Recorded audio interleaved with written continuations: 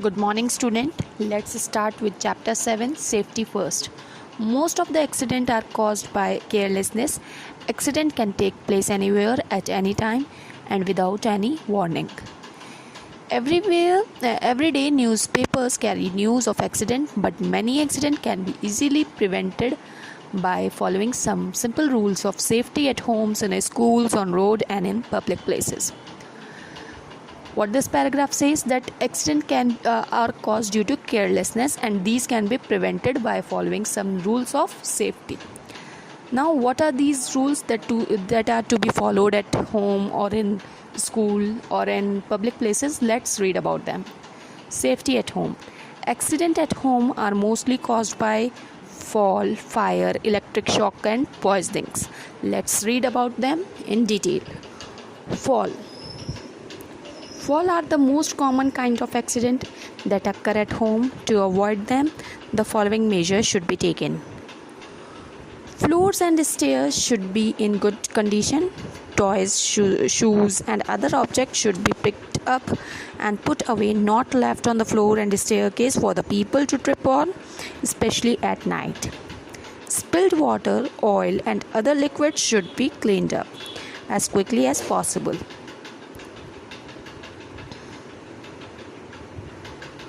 When you need to reach for something higher up, use a ladder or a chair. The chair or a ladder should be securely placed. Stairs and doorways should be well lighted. In this point, the main are that we should not leave the toys here and there after playing. We should keep them in a proper place so that the people could not triple over and fall. Now let's read the second topic, fire. Accident by fire mostly takes place in kitchen and can cause serious injuries and sometimes even death. To avoid such accident, we should take the following measures. When the gases leak, no matches should be struck and no electric switch should be turned on. Windows should be opened immediately to let the gas out and allow the fresh air to come in. Never delay or fail to turn off the gas stove when not in use. To prevent leaks, stove installation should be inspected periodically. Do not wear nylon clothes while cooking in the kitchen. The next important is the fire. The accidents are also caused by this fire and they mostly take place in the kitchen. So we should need to install the gas stove properly and check them periodically, and if the gas leaks is suspected, then we should not put the matchstick on, or electric switches should not be on, and windows and doors should be opened immediately so that the gas may go out and the fresh air may come in. The next is electric shock. You must have seen toasters, iron kettles, lamps, stoves, coolers, etc. in your homes. If they are not handled carefully or if they are defective, they may prove to be dangerous. They can give a severe electric shock or cause fire in the home. To avoid such electric shocks, following precautions should be taken. All electrical wiring should be installed by and maintained by a skilled licensed electrician. Never touch any electric appliance if your hands are wet. Never unplug an appliance by pulling on the cord. It is because eventually you will break the connection with the plug. In this electric shock, you must have seen many electrical appliances around your house. They even cause shock if they are not handled properly. The first step is that these all electricity appliances should be installed with a licensed electrician, and we should not touch them with a wet hands, and we should not unplug the appliance by pulling on the cord. They will cause severe shock to us. Do not touch electrical appliance while they are being used. And electrical wires should not be overloaded. And when the electrical appliances are being used, then you should not touch them. They will cause shock to you. They will be dangerous for you. And electrical wire should not be overloaded. You must have seen sometime that in the certain switches we put on so many load that it catches fire. we will run the fan in it, and we will charge the phones, and we will charge either we will watch the TV on it in the same plug, then it will burn, because every electrical appliance has some intensity to bear the load. So we should not do so, because they will be proved dangerous to us. Poisoning is also a common kind of accident occurring at home. To avoid it, the following measures should be taken. Household detergents and disinfectants should be kept away from the children. All medicines and poisonous things should be clearly marked and labeled and stored out of the reach of the children. Do not take any medicine on your own. Stale, spoiled, and exposed food can cause food poisoning. Poisoning is also another kind of common accident which occur at home, and it can be prevented by following some safety rules, like these disinfectants and household detergents should be kept away from the children. So small children cannot read that they are harmful for them, and all medicines and poisonous things should be labeled and clearly marked, and should be stored out of the reach of children, like rat kills and pesticides should be stored out of the reach of the children, so that children may not consume them. And do not take any medicine on your own. We should not take any medicine on our own. We should consult to a doctor or to an adult around us.